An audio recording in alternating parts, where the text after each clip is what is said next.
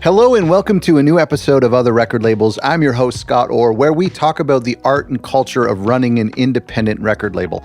One of the the biggest priority and the biggest objective of this show from the very beginning when things were incepted back in 2017 was this idea of demystifying the whole process of running a record label. Everything from how do you make records, how do you get on Spotify playlists, how do you get your music into local record stores, all of these mysteries I hope that we can work through together as a community of other record labels, that we can learn so that there really isn't anything that is held back by gatekeepers in the industry. And so that's why we interview great record labels of all sizes, but we also interview companies in our series Industry Insiders, like today's episode. Today, I'm talking with Into the Abyss Record Store, which is my record store here in town. And we're talking about the subject of indie record stores. And I think it's really important, and I absolutely adored this interview. I had so much fun because Brad's a buddy. That was great. But I also had so many mysterious questions that I wanted answered. The biggest one that I needed to know was, do clerks behind the counter secretly make fun and judge us for the purchases that we make? And there's a lot of other mysteries out there that we tackle in today's interview. And I hope that you find it really helpful when it comes to how can we as independent record labels support our record store? How can we partner with them? How can we get our releases into their stores if we don't have a physical distribution deal? So we tackle a lot of these questions. We talk about the music industry over the past couple of years, and we talk about brick and mortar retail. I think it's going to be an extremely helpful interview for you, and I'm so excited for you to listen to it. All of our resources, by the way, if you're new to the show, for DIY artists, but specifically for independent record labels, can be found at otherrecordlabels.com. We have some online courses which are extremely popular. We have a lot of free resources and templates that you can download. Just go to otherrecordlabels.com. Here's a question, and I want you to answer this honestly, and this is the question that our listeners and everyone in the music community is dying to know. And it's honestly a question I'm dying to know. Do record store employees secretly judge the music purchases and the music tastes of their customers? I think a lot of them do. Okay. The overwhelming majority. But not you. Yeah, I think there was a time in my life maybe where I did a little bit. Yeah. Okay. But I think that was just me, more younger, headstrong, thinking I knew everything, and not understanding how wide the spectrum is and how and how different people's tastes are. I think if you have a little bit more tunnel vision, which I think I did when I was younger, then there would be a bit of judgment. But honestly, I'd say for me and Daniel, who works with me, that's not.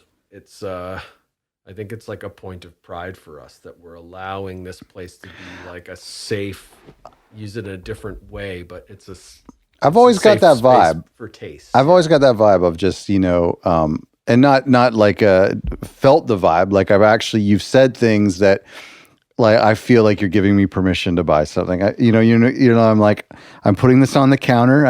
I think too, the weird thing is the eccentric combinations of genres too, when people put on, Marvin Gaye and The Little Mermaid or something on the counter at the same time. I think that's probably where people feel self-conscious.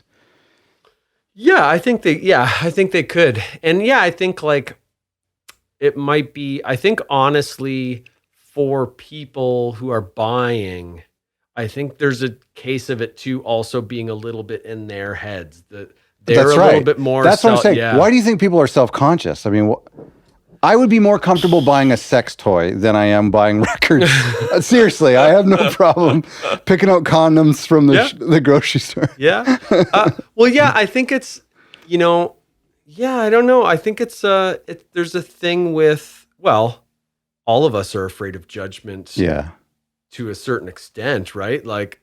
Some of us get better at handling that. Right. But I think it's that's something that comes from, being a kid. Yeah, so, from that's your right. first kind of social experience. And And yeah, I don't know. It's as humans, we live in our own head a lot. So we're just like, it's true. yeah. It is. Yeah, you're right. It's funny when you say that now, I'm realizing like I've never had an eye roll at the counter. I've never had somebody actually say something. Maybe in high school, somebody would have made fun of me for something I was doing. But like, I've never experienced judgment from a clerk. It's always just been in my head. Yeah. That's funny. Yeah. And I think if I have ever engaged in any type level of, talking about artists or bands that we didn't like or stuff, it would never really be in relation to people's purchases. It would always be like, when I worked at a previous shop, we would more just like talk amongst ourselves about bands we didn't like, not because somebody just bought it. It would just like, sure. Yeah, it would just usually just come up organically. And, and even though we would talk ill about certain bands or stuff, it would mostly just be us trying to make each other laugh. Yeah, sure. Because you have to find ways to entertain yourself. Long days at a record shop. Before you opened your own shop, which was 2018, is that right? Or 2017? 2017? Yeah, okay, that could work. That would be 4 years. Oh, well, I think this is my 4th year anniversary though. Okay. Coming up. This so fall. So it would be 18? Or would it No, be we're 17? 21. So 2017. Oh yeah, so yeah, it's 2017, yeah. You worked in another bigger store downtown, right? So how long have you been working at a record store in some capacity?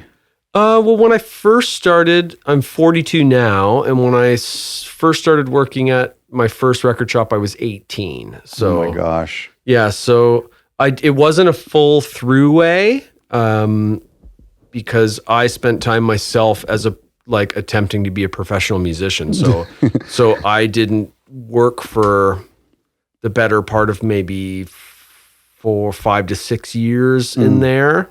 But yeah, the rest of it, I was there. So was there a point, not at this shop, but at the other shop, in the past 10 or 15 years when things looked especially bleak for brick and mortar record stores? Do you remember a certain time or a certain kind of set of years where you thought maybe it was the beginning of the end? No, not really, because that record shop that I worked at that time seemed to be able to pivot towards things that were working for them. Okay. So yeah, they weren't set enough in their ways that they were willing to just stick, with that one. You mean model. like non-music things? Yeah. Like it seemed like there was years in there where it was DVDs and video games that sustained that shop. And toys. And so, it was that. It's like pivoted away. Wow. Yeah. Yeah. So was there some sort of, was there a turning point for vinyl, like taking back off again, like around 2000 and late 2000s or like 2009, 2010? Like, was there something that you could put your finger on and say, there's something happening here? No, well, not really for me, oddly enough, because I think like I was still playing music professionally. So it was one of those things where I came back, because I would go back to work at the record store sometimes at Christmases if I was home. Oh, okay. So I remember coming back to work to be Christmas help. Yeah, yeah. And then showing up and being like, whoa, like there's a lot of like LPs at the front. Like, yeah, that's right. This is crazy. Like I didn't expect to see this amount. Yeah. And then it was like, I was like, like we're, getting, this seems to be doing well and there's a demand for it again. And I don't know, I feel like that was maybe like I thought that was like maybe 2008. Yeah. Okay. I think maybe. That's fair. Yeah. I think about then when it was like, where it was like, oh, okay, like there's a focus in here again on records. And like new vinyl too. That was all, That was the surprising part. Specifically new vinyl. Yeah. So, and then just, taking a look through it and, realizing that it was starting to pick back up again. And then, like through the following years to see the the new vinyl section slowly eat the new CD section. That's Just right. eat I it saw that at various bin by stores. bin, you know, Yeah. and it's just like slowly eating it. And, you know, yeah, you know, you almost wouldn't notice it. And then it would be like another month would pass and the record section would be growing. It's like, we just have to shrink down, Yeah. you know, and then we would have to get creative. And I remember the new vinyl section. I think actually it was 2008 that I visited Newberry in Boston, that record store. Mm-hmm. And I remember they would basically just say where the new vinyl was, which as we now know is just new releases now, but it was just called new vinyl. And it was like a distinct section. It wasn't necessarily a genre or by artist. It was just the fact that they were new releases released on vinyl as opposed to CD or as opposed to you know, a used record. It was very cool. What's the ratio? Let's go fast forward to today at your shop. What's the ratio split on records sold that are new indie music versus Abbey Road or Pet Sounds? And I'm talking about new records here for the most part. Because I know that, and I heard this recently, that Spotify is 60 to 80% of their streams is back catalog. Yeah, I would put it, yeah, I probably would put back catalog and reissue stuff closer to maybe, I'd say it would make up maybe 75%. Wow. Yeah. Wow. I would say so. That's really interesting. And even, you know, because that's even counting, I count things like, you know, records that are older than 5 years old, I would count those amongst there. So it would still be think that's artists true. that are current, but earlier records. So yeah, that's right. Yeah, and I mean, I guess there's classic indie rock records from the 2000s that would be considered back catalog. Yeah, from the 2010s too, right? Like if you think of, I can't remember, you know, the age of, but like Bon Iver's For Emma, like a record like that. Sure. It's kind of, how old's that record now? Like 15 years? Yeah, I think they did. They did a reissue of it. So it's at least 10. Yeah. Yeah. And like the Postal Service and things like that. Oh, like that's those right. records are kind of older records now. The first Fleet Foxes. That's right. You know, like even the first Father John Misty, those are it's kind of an older record now. Wow. Fear Fun is like 10 years old. And they're probably on their 10 or 20th pressing. Oh, yeah, I'm sure of that. Yeah. And so what is, I mean, I'm just asking, this is not of any importance to our audience, but like, what is there perennial bestsellers that come to mind? Well, that actually those come to mind. Those ones, yeah. And that's just people, they get a record player and then those are the records they get. Yeah, like that Bon Iver record is a good example of like, it's, you know, it's so widely, you know, loved and respected that it's just like, it seems to be a starting place for a lot of people. Yeah. And something that everybody feels like they have to have in their collection. Yeah, that's right. I'd say that's one of the biggest ones for me. Like I also think like those last two Phoebe Bridgers records are really big for the shop. Right. And then some classic things like In Rainbows is always going to be such a good one for us. And even like Stone Roses, their first record, and Oasis's Morning Glory. There's always a few. There's like classics that a young person would go in and say, I need to have this classic record. Yeah. It seems like, there's some, and it's interesting how it can kind of span across time. You know, the same people that would buy Bon Iver would also maybe buy Bowie's Ziggy Stardust. Or, you know, like, so. And those are, you know, amongst some of the, you know, I tried when the shop opened, I tried to fill the walls with every record that I thought met that criteria. So it was like, you know, like Nevermind and the Velvet Underground and Nico record. You know, there's certain ones that are undeniable. I was just, as you were talking, I realized like just a couple of weeks ago, I was in your shop and I picked up What's Going On. And I was being kind of condescending, saying that a young person would buy a record player and then want to get the classics. But there are things that it dawns on me, I don't own this record. I should own this record. And it's for someone who's older and has been collecting records. So there's probably moments like that where it's, I've been sleeping on a record for 40 years. I need to go pick it up.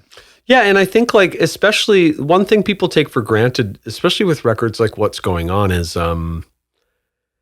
like aside from modern reissues, they're pretty hard to find in the wild. If you're looking for an older copy of What's Going On, like surprising, maybe I see once a year, and they're always killed because people liked it so much. Right. So it was always it was always played at parties. Yeah. It was so yeah, like that's, it's some people, it's like their first opportunity to buy What's Going On has been in the last 5 to 10 years. Yeah. Never had an option before that. It is very interesting when a record is just so good that it's not used. And I remember this, you probably remember this too, from like the used CD days, where you would be able to tell which CDs sold 200 million copies because it would be the one that was all over in the bins. Like the one from my era would be the Remembrance EP. You remember the CD that the Friends theme song was on? It's sold like a billion. Right? I've seen it many times. Filing these CDs many times. Back when they would put one good song on the record and then nothing else. I can name a handful of those actually just off the top of my head. Chumbawamba. Yeah. Aerosmith's Get a Grip. Joan Osborne, Relish. Oh yeah, Relish. Yeah, saw that a lot. Hootie and the Blowfish, Cracked Rear View, amongst the biggest. Collective Soul, those first two Collective Soul, the blue CDs. one and the red one. Yeah. They were just like you couldn't escape. You couldn't escape it. Absolutely. It was like I actually think you remember that that used place up on the mountain. They would sell like used car stereos and used CDs and stuff. But I remember, and actually I don't even know if it was this place, but it may have been another like kind of what do you call it, like a pawn shop. And they would have a sign, and it's like, these are the 10 CDs that we no longer want. Like, we will not buy these CDs. Yeah. Where was that? Was that place called like New to You? Oh, New to You. Okay. That's the one I'm thinking of. Yeah, there was a chain of places that were called like cash converters. Cash converters. Yeah. So I thought it was maybe cash converters. But they would say like, we're no longer taking Chumbawamba. Yeah. Oh, that's great. Yeah. And the funny thing is that a lot of stuff, it's funny how things come back around again and surprise you all the time too, right? You go through, there's ebbs and flows of everything. You get to a point a few years after that where you're like, somebody's looking for Hootie and the Blowfish Crack Rear View. It's like, oh, we have probably 100 of them. It's like we don't have any of those. Oh, weird. Yeah. It's just been like people just keep buying it. Yeah. Well, I imagine that like Rick Astley record is probably really hard to find because it's a kind of a meme. So if somebody finds that record. Yeah, that's true. Yeah. Yeah, no, that's an interesting thought. I want, as we're kind of camping on the subject of vinyl, kind of bringing it back to our record label audience. I'm curious, we're talking about the customers coming in and responding to certain things. Is there, speaking to the labels and to the independent artists who are making vinyl, new vinyl, are there things or variants or elements to a new record that you've seen customers respond to more than other things? And I want to ask you the opposite too. Are there things that we invest money in as record labels to do on our pressings that the fans don't care about? Is there anything like that you can share with us? Well, I think the people who buy, there's so many different tastes that it feels like some people are really looking after color variants that come out at the beginning, and to some people that's very desirable. To some people it really doesn't matter, and it doesn't seem like there's that many more people who, like if they're faced with the choice of like, do you want the black or do you want the the silver limited, right? They'll choose the silver just because it's limited and they think that it'll hold its value better or something. Right. But it's not always a driver. There's a small amount of people who that's more of a driver for. Yeah, I don't know. I think, I don't know, like, I don't know how much people really, the average person really digs into tip-ons and, the things that really distinguish it. Yeah. Maybe those of us who are around it more, or maybe more intense collectors focus on those sort of things. Yeah. But the average person, I think they generally want the best price point. That's right. So that's the real driver, right? Totally. The real driver is like, if you can put out a record that is selling new for under $30. Yeah, that's right. Like that's going to help. That's a good point. That's going to help. No, and I also feel like I enjoy going to record stores, but to me, experiencing the variance of a vinyl, that actually happens on Instagram and it happens online where somebody's promoting. But when I go to your shop or I go to any shop, most of it's in cellophane. Yeah. So I can't really experience what the whole package looks like, which is kind of a shame. It is a shame. And yeah, I know like I think it's a little bit more commonplace in Europe. I know they did it a lot with CDs, but some places will do it with records where they'll open the product and then you can, they'll either keep the records behind the counter. Oh, and then you can maybe then look at the records before you buy, but that's maybe better from a packaging standpoint. But I think they even, I don't know. That was more of a CD thing, like, especially in Europe, that was keeping the CDs behind the counter. Yeah, and like all this, you could look at all the packaging of the CDs, and you could interesting. You could look through the inserts and stuff. But I don't know. I think like people are so fickle about the handling of vinyl that might not work. Yeah, actually, I would be kind of uncomfortable if I bought a $50 thing and then people have had their hands all over it. Yeah. Like, there's something really enjoyable about being, the new paper smell and all that belongs to you. Yeah, for sure. Absolutely. That's interesting. I want to ask you about cassettes. I imagine I can tell from your shop the priority based on footprint is vinyl. But what about cassettes? I mean, I remember bringing a cassette to a record store back in 2013 and they didn't know what to do with it, where to put it. But I mean, cassettes for our labels seem to be, maybe it's a mail order thing more, but do you see them becoming more prominent in retail anytime soon? Yeah, I do. I think it's a viable alternative because again, you're talking about price points that you can get to a far better place than you can with records. Yeah. I think it taps into a level of whether it's actual nostalgia or, what you think that is, like to having to putting a tape in. And, I think oddly enough, there's always like certain cultural drivers or things where I feel like it opens things up to a larger audience. I really think a big part of the cassette resurgence amongst young people is directly related to the Guardians of the Galaxy. You think so? I really do, because it added a level of reverence to the cassette into popular culture, which I don't think for that age group existed. For sure. Yeah. It just didn't exist. And that was like, there may have been small touch points of it in their lives, but that was like, because it's so central to the movie. Good point. Yeah, And, that's right. And I think that was such an impactful touch point for people that it's really... And they sold it, right? They sold it right after. Yeah. Oh, yeah. That's true. So like I've noticed that just the level of like indie stuff that I'm now carrying on tape is just growing and growing and growing. Okay. And it's not necessarily because people are asking for it. It's because it's just like as I'm expanding it, I'm just selling more. Are you starting to get more from big labels and big distribution companies? No, the stuff I'm tending to carry is more, maybe a little bit more focused to the things that my customers might be more into. So like it's more indie stuff. So it's, like Japanese breakfast and like, things like secretly, like, but they're still from like Secretly or Polyvinyl. Yeah. Okay. So it's not just local. No. Yeah. Okay. So sorry. I'm more thinking of like, no, I'm not asking. Capital about, or no. Warner Brothers. Yeah. Their tapes are so expensive. They're, again, as they do with everything else, it's like, I have to retail a Warner cassette for $25. Wow. I just saw the ABBA cassettes for $20, the new record. So it's like, you know what I mean? That's crazy. Yeah.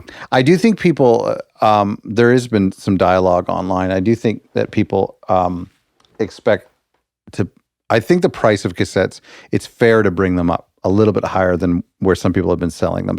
Online it's $6 or $7. I think it's $15 is fine. I think that's feels fine. like That's a bit high. I mean, we're maybe speaking Canadian, but like that's like 10, 12. Yeah, that's like 10 to 12. That's totally fair. That's fine. I think that's fair. Yeah. And especially if they're going to do something fun with it too. And there's a lot of options you can do something fun, and it is not nearly as expensive as vinyl. Mm-hmm. So how do you? I mean, just like you did with the bins and the records and giving them a prominent location, are record stores going to shift in having some sort of display for cassettes? It's such a different beast. Yeah, I'm working on giving it a more prominent place in the store where where it'd just be easier for people to look. Right now they're kind of buried in a weird spot, but it's largely because I feel like the things that have been available to me haven't been as good, and they're starting to get better. Yeah. So, when the new release of certain records is coming out, it's easier for me to get the tape. So I'm working on it. I'm working on it being a place where you can look at everything at eye level in a well-lit area of the store. Yeah. Which is important. I actually think, the next driver for that will be like the secretly groups. And if people are, if you're looking at the new Phoebe Bridgers and it's either 30 for the vinyl or 15 for the tape, and all you want to do is just take home something about that record, something tangible, I think that could really drive more people into cassettes. We also need a player too, a modern day player. Yeah. Well, I think there's some companies that are working on some better cassette players and decks and stuff. So I think it's starting to work out. I think there's some companies that are starting to make some good Walkmans. And that's really going to help. And especially Walkmans that just you can plug into whatever system. Yeah. All in our lithium, not like 4 AA batteries. Yeah, exactly. Yeah. So I think people are, I think there's enough of a demand that people are innovating and trying to figure out better ways to do it. And I've always liked tapes. I've always liked making mixtapes. I'm happy about it. I'm all for it. What about CDs? I mean, like the CDs there's a conversation happening again with new CDs for indie artists just because of the current production times with vinyl. Yeah, and they sound a lot better than digital does, so it makes sense. Again, that's like the players aren't as common anymore. True. Yeah. So that's like, well, most cars, maybe. Cars from older than the past 3 or 4 years. But almost, when you think about cars now, almost nobody has a car that's older than 5 years. Yeah. Like, it's so common now for people to be like, I drive a car from 2003, but I'm like, I think I'm the exception to the rule. Like, I would love to drive a car that has a cassette deck. Mine has, really? I have a 2003 Volvo that has. And they were doing cassettes in 2003. Yeah, it has a cassette and CD. Yeah. Oh, very convenient. That's nice for you. It's amazing. Throw a tape on there. Yeah. Yeah. That's great. Let me ask you about Record Store Day. The story arc of Record Store Day has been really interesting to see unfold over the years. And I want to ask you, and I don't want to get you blacklisted or anything, but what's RSD like from a small indie shop's perspective? I know a lot of indie labels, it's intimidating and hard to compete with what the majors are doing when it comes to pressings. I'm just kind of curious your perspective of that. Well, I think in general, I'm happy anytime a light can be shone on what we're doing and like highlighting the fact that shops like ours exist. So that aspect of it, I love. It's weird because the collectible part of it has never really meant that much to me for records. Like I've never necessarily bought records due to either the variance or the limited nature of it. I'm never necessarily hunting for this certain pressing of something. Yeah. So like for me, it's always been about listening. That's always been the thing for me. Yeah. And I don't know that my ears have ever been tuned well enough to fully, and I've never owned an audiophile system that's tuned enough to really tell me that's like, hey, what you're doing, this could be 50 million times better. So You know what I mean? So, and you know, I understand people's concerns with it. And yeah, with, you know, well, I think that comes down to a lot of things. Like, I don't, you know, I feel about the major labels like most people do. Like, so it's a weird situation for me to be in because I'm stocking a lot of this stuff, but I also, to a degree, recognize them as the enemy. Right. Like, Right. and, you know, like they have, you know, they've done a lot of things to help a lot of artists, and they've done a lot of things to hurt a lot of artists. And they've historically have put artists in really bad positions. I think going back to Record Store Day, I think whatever the mission was back 10 or 11 years or 12 years ago, I'm not sure however long, I feel like that's certainly been accomplished. I mean, whatever it was that they were trying to achieve has done great things for record stores, even if now it maybe doesn't carry the same excitement, or if it's causing problems in other areas, it certainly has. I think it has been great. Mm-hmm. Yeah, and I think so too. I really don't have many bad things to say about it. It's always nice to, anytime you can have a lineup of customers that want to come into your store and want to go in. You know, there's been records, especially pre-pandemic, where I would get all these people that were coming in just because it was Record Store Day. They weren't looking for the limited stuff. They were just coming in to buy a record. They were just coming in to whatever, you know, they would find a record that they were interested in, they would buy the record, and they made a point of it on that day. And that aspect of it, I think, is so incredible. It just ended up becoming a holiday, like a national, international holiday. And it was the day to celebrate records, which is, I think, was the point. It's very cool. So mission accomplished. I agreed. Speaking of pre-pandemic, your response to the pandemic lockdown was incredible. It was actually, from a business standpoint, I think they should do a case study on it, but it was very exciting to watch the way you started having people shop via Instagram Live. I think it was genius. Can you walk me through that thought process? Has that been important to surviving over the past year and a half? Oh yeah. Well, I think it was the difference between us. It's, in ways, I think the difference between us being here still and not being here. Like, I think if we wouldn't have reacted the way that we did, because we were still such a young business when it happened, and we've just finished going through, for people who aren't from our city, on our street was total construction for a whole year. So you weren't allowed to walk. You couldn't walk down the street. So we were at a point where we were just like, okay, like, is this thing viable? Is it going to work? And then all of a sudden we were faced with, you know, the same challenges that every business was. So I think for us, it was like, as soon as we saw what was coming, we already kind of had elements of this in our business plan, but we didn't.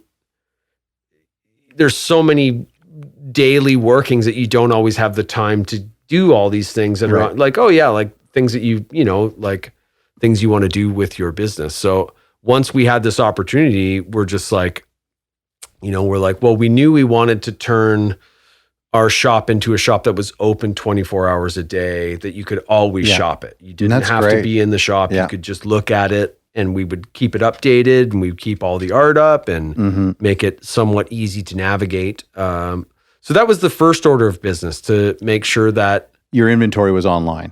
And that's got to have been a ton of work. Yeah, it was a lot of work. And it was a lot of work to stay on top of that, and still a lot of work to stay on top of it, on a weekly basis, to do the data entry. Because when something goes out the door, you've got to take it off the website. Yeah. Well, our point of sale is sophisticated enough that it does that for us. Oh, great. So it knows what's, you know, it's a pretty simple procedure for us to add quantity when it comes back, and for it to show that it's sold out just through UPC and, you know, that's whatever that. So yeah, that was an aspect of it. You know, like, I'd always, as much as I have sincere displeasure for what Amazon is and what Jeff Bezos created in a lot of ways, I also understood that what he was doing was so revolutionary And there's a reason why that business is so successful. There really is, right? Because it's all there for you. And we're at a disadvantage because, we have to have a brick and mortar location. They don't. They just have to have warehouse space, right? And they can stuff things as high as it can go, and nobody has to be able to look through it. They just have to be able to, the pickers have to be able to find it. But in that respect, we realize that we do want to be able to compete with Amazon. We do want somebody to be looking for a record and do a search for it on the internet and then just be able to be like, oh, I can click here to buy it on Amazon, or I can go to a local record shop's website who I want to support because people want to support their local shops. Absolutely. So let's make it as easy for them to buy something from us as it is from Amazon. Unbelievable. That sentence to say, I wanted to compete with Amazon is not something you'd ever expect to hear from an independent record store. But it's very smart. Yeah. Well, and I think you have to have that mentality. Those people are ruthless. The Amazons of the world, they don't care about us or what we do. They only care about us in so much as they want to find a way to swallow us. That's right. Because they just want to increase their market share. And that's capitalism. That's the game that even though we don't all know the rules, it's the game that we all have to play. Right. Living in Western civilization. You right. know? So I found that extremely respectful of your customers to say, we understand why you're going to Amazon. I mean, it's not that I liked Jeff Bezos more than you. It's just there was that thing of, at 11:30 at night, lying in bed, if I feel like shopping for a record, I can do that. And if I want to say be a little bit more anonymous buying a record, just so that the clerk at the counter doesn't judge my taste, then I can do that. And so there was some beautiful things, and I just love, and I go to your website quite a lot, and just to see what's new, and to see, and I find myself drawn to records that are that I'm in no rush to buy, but there they are. You have it in stock. It's a great price. I'll get it now, and it just kind of scratches that itch that Amazon gives you of being an online shopper. Yeah, and that that kind of leads us to the Instagram and the Instagram Live, and us using that scratch that other itch, especially during the pandemic, and it scratches that itch because I think one thing that brick and mortar retailers have to realize is it seems now more than ever our time is so accounted for. I can't assume that people even really have 30 minutes in a week in the daytime to come and look in my store. Yeah. So I have to create, and all brick and mortar places have to create a way to connect with people who want to support us. We just have to, and that was our goal going into the shutdown, and what we've been trying to do going forward is let's just make it as easy as we can for people to support us and for people to know what we're doing. Let's just make it as easy as we can make it. And how do we do that? We just show them, actually show them everything that's coming into the store during the week in our live stream, in the 2 live streams a week. So everybody knows everything that's coming through the door. Wow. So you can watch if I try to keep the streams to 30 minutes at a time, although sometimes we'll be having conversations. If you're having fun. Yeah, it just goes, right? But if you can fast forward, and if you're watching the IGTV later, you can fast forward, you can go any part in it you want. You can just see the used records if you want, because I do all the used at one time and the new. So yeah, it gives you a chance to, instead of, if you're into records, instead of searching for some record content or review content or something before you're about to go to bed, you can just watch the stream. Yeah. And then it keeps 100%. You locked in. Yeah. And even now that we have people in the store again, I think that's something that will stick with us forever now. You think you'll do it for? It's such a great way to.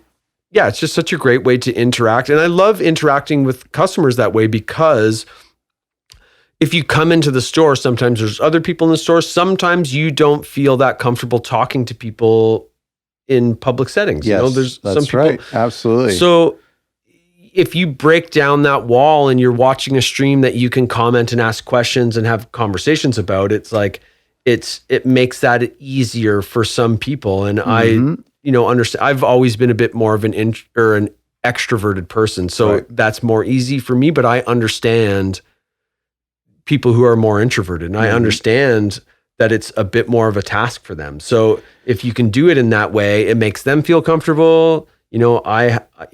I'm fine of like making a fool out of myself, and I'm fine with just like allowing myself to do my thing, right? Like without worrying about how people perceive it or if they think I'm too goofy or whatever. I just allow it to be it. I hope that in the next like 10 or 20 years, it becomes like, to me, it's like David Letterman. It's like watching David Letterman. To me, I hope that you start with a monologue. I hope that you have a band at the end of it. Well, yeah, I have considered like a few times, like why, what is on cable 14 in our city now, like community television. Like this surely must be as good as at least something that's on that programming. Well, I mean, like you could at the very least do a YouTube stream where it was a horizontal video, but but there's something about, and this is what I think is genius about how perceptive you were, is that you, through Instagram, and because Instagram favors live videos, they push you right to the front. And so you're really cutting into people's days. But it's perceptive of you to say, some people are introverts. Some people don't have 30 minutes out of their day. Some people are uncomfortable or live far away. Or for the most part, it's just, I'm lazy. It's like, I bet you the Abyss has new records, but I can't get down right now. I'll do it another day. Yeah. And so for you to cut through all that and to do it through Instagram, if you were to do it on YouTube or on cable TV, I don't think you'd be able to cut into their lives as much as you are on Instagram. Yeah, that's true. Yeah. But I love it. It's so incredible. And so orders are coming through while you're showing the records. Is that true? Yeah. It's like, I'll see it. Yeah, I'll just see it on my computer as I show something and then start talking about it. And then, I'll just seeing it pop up. Yeah. And what's cool too is that you're not just showing records and people say, oh, I've been looking for that. But you're actually like, you know what this is like what is it called? The shopping jail, TSC. Like, is really like late night shopping jail. Because what you did, the one record from Numero that I picked up from you, was that you're holding up the record, cool artwork, and you're describing the sound. And so I'm at home and I type it in and I listen to a couple seconds and then I order it. So you're literally selling me a record that I had no idea existed. To me, it's so genius. I think it's incredible. Yeah. Well, I appreciate that. Yeah. And I think it runs like what I'm doing. And I just think the idea of it's just like, I think what works for a business, I guess at any business in my mind, because I don't know what works across any business, but it seems like if you love what you're doing and you feel comfortable doing it and you are having fun with it and you are making it easy for people, then I think that's like, it's just a good way to run something. It's a good way it's that kind of stuff is like, I don't know, like, I don't really know how to put it, but it's just like, you can personally, if somebody isn't really feeling it and they're putting it on, I can see it. Oh, sure. And I think a lot of people are like that. A lot of people can detect when somebody's just like full of it or they're just like faking it. So it's not like you have to be really good at something. You just have to be honest. Yeah. And you just have to like allow yourself to be who you naturally are and allow yourself to be silly and allow yourself to be irreverent and it's in contrast to the other content on Instagram. Yeah, which is the total opposite. Yeah.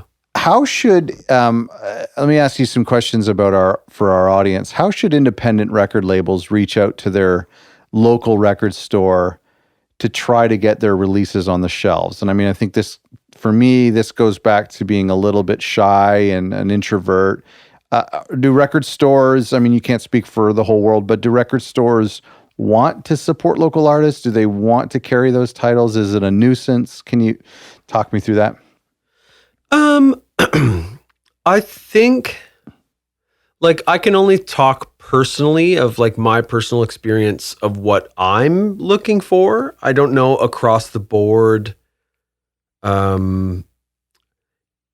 how certain owners perceive it, but for me, yeah, it's like I do want to support local things and local artists, and I want to make and I also want them to make it somewhat easy for me to do that. Okay. So I want them to be to to just either send me a very easy link that I can listen to what they're doing so I can hear it and understand if it fits with what we're doing there. And yeah, that's really it. It's just like, I do want to support people that are doing good work. And yeah. And but that being said, like I don't have to really approve it necessarily to stock it. So I don't always have to listen to it. So for me, it's more so if you bring it into me, well, that's more of like a hyper local. If you're a label, it's like you kind of you have to pitch. You got to kind of pitch it. I got to see the value in it. You got to make it easy for me. What does that mean? Make it easy.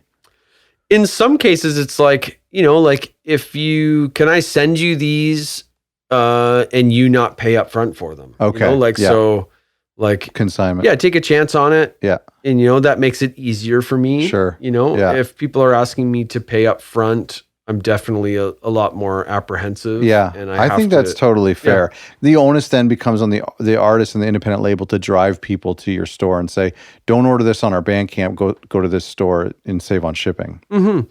Yeah. And like, if it is something that I'm interested in and something that I dig, a lot of times I'll share it with our customers, on Instagram, talk about it on the live streams and give people a taste of it. Because a lot of times that's really what does it is like, for example, I don't know if you know that this local artist named Doug Tewksbury.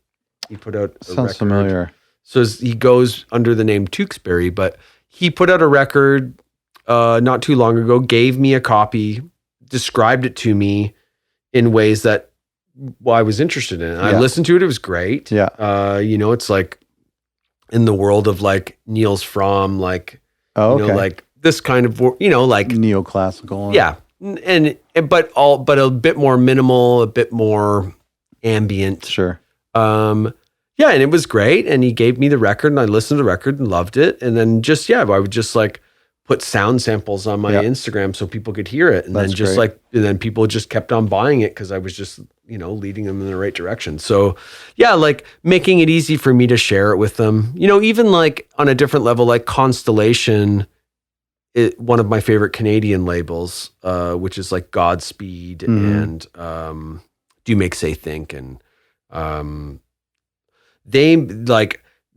it seems like they almost go out of their way to include indie stores to make them a part of the thing. So like for the latest Godspeed, they sent me a 10-inch before any critics or anybody heard it. They sent it to the shop owners. Wow. So we could listen to it. And then they went black on media and we were the only ones who could share it. Wow. So yeah, that's a great concept. Very cool. Such a cool way to do it. So yeah, like stores like mine and, they selected whatever stores they thought would want to be on board. And yeah, we would just share it for, those like 4 or 5 days. And we were the only place to hear any of it. And I think that even small labels, if they can afford it, should do more like that. Yeah. I think that's really incredible to try to convince you to promote it if they're doing things to bless you, whether that's freebies or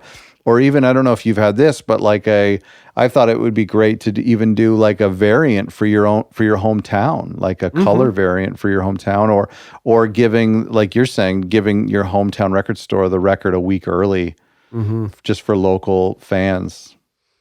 Yeah, I think that's a good way to do it. Yeah. make it something, find a way to make it, like, it's not like I necessarily need that, but like, if you can find a way to make your local store or the indie stores feel included in what you're doing or a part of it or something, Right. I feel like that's good. And, I think to a degree, right? Because it's tough.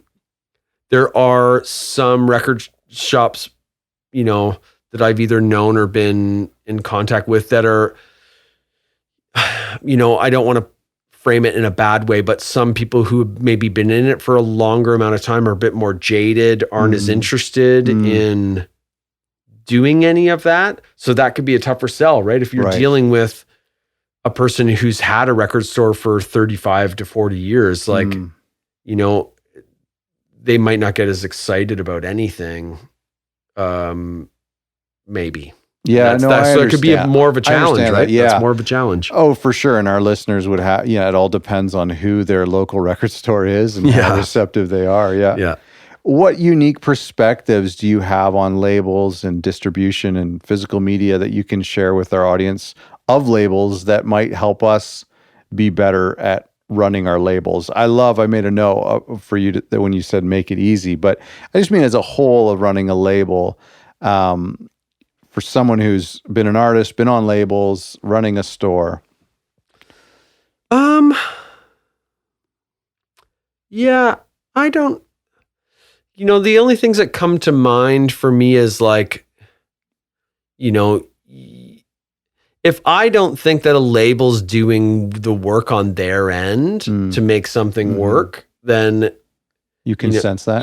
I can sense that. Yeah. And I also think that if a label is just trying to put out as much stuff as they can, and just putting out everything, I can also sense that. If they don't have a vision for what they are, because I have a vision for what I am. You know what I mean? Yeah. And if I can't see the vision from a label and what they're trying to do, then that makes it, that just makes it a little bit harder for me. So, I would think that would be something that everybody would know, but in case they don't, in that regard, is like, you got to have a vision. You got to have a vision for what it is, for what you want to do, for what you want to get across to people, for what your message is. Like, you have to know what that is.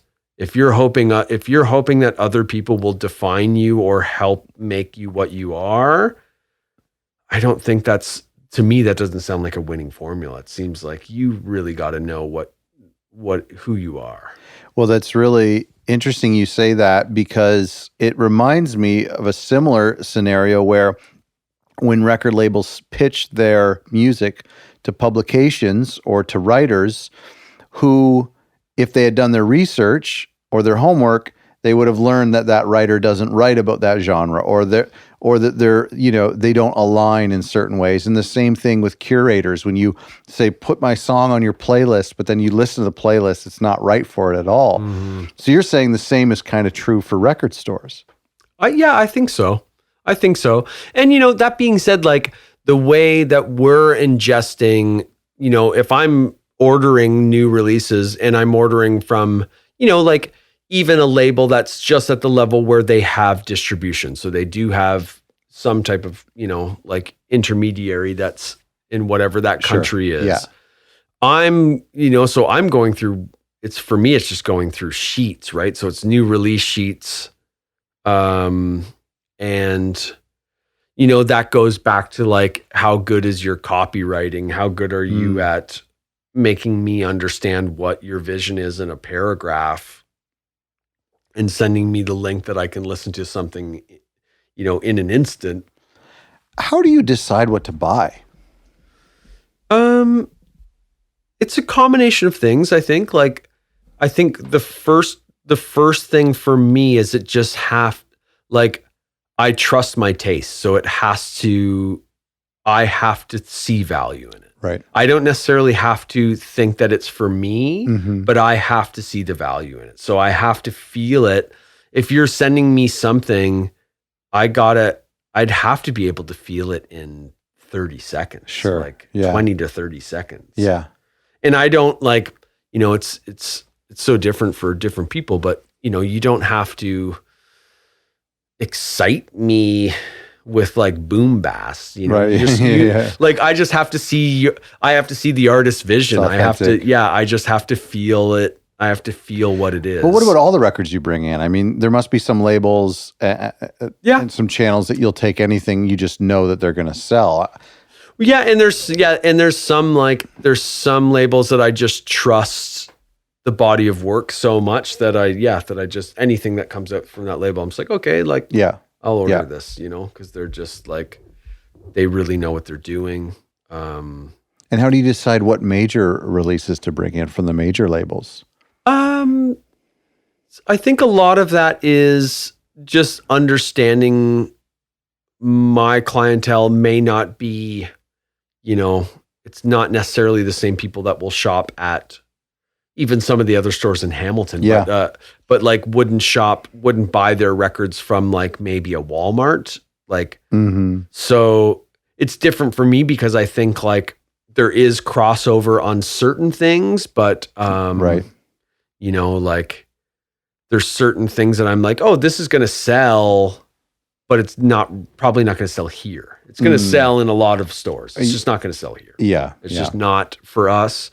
And, you know, I have a small enough space that I really have to make those decisions that, you know, like that I choose to stay away from things because I'm like, oh, somebody else is going to catch that. And that's right. You know. Yeah. You have this aesthetic to the store. It's a certain, I don't know what you would call it. There's a vibe to it. And I'm talking visually, not even just the records, but visually and I said this the first day I walked in there 3 or 4 years ago, you know, it's white, there's unfinished wood. There was this Scandinavian vibe to it. Like it felt different. Whereas a lot of other record stores, it was just, you know, jam it. It just felt like a thrift store. It's just like jam it full of stuff. This felt a little bit, I mean, obviously the music is curated, but even just the overall aesthetic, I mean, that had to have been intentional. Yep. Yeah. And it was, you know, one of my best friends lives in Copenhagen. So I've spent a lot of time in Copenhagen, over the past bunch of years. And that was a really big influence because it was my wife and I who, you know, kind of came up with the concept of how we wanted to look. And that was the main driver of just like being immersed in that culture enough. Because, you know, it's one thing to visit a place for a few days, but it's another thing to stay for weeks at a time and then come back months later and stay for weeks at a time. You just get a sense of what the vibe is and like what you like about it. And and I think that was definitely something that we thought about, and that was a conscious choice for us to like, how can we separate ourselves? You know, like there's a lot of record stores, there's a lot of stores, you know, there's places everywhere. Like, how can we separate ourselves, even if it doesn't mean that that people will get it? We just want to separate ourselves. We don't want to blend in. You know? Have you got a sense that people appreciate it?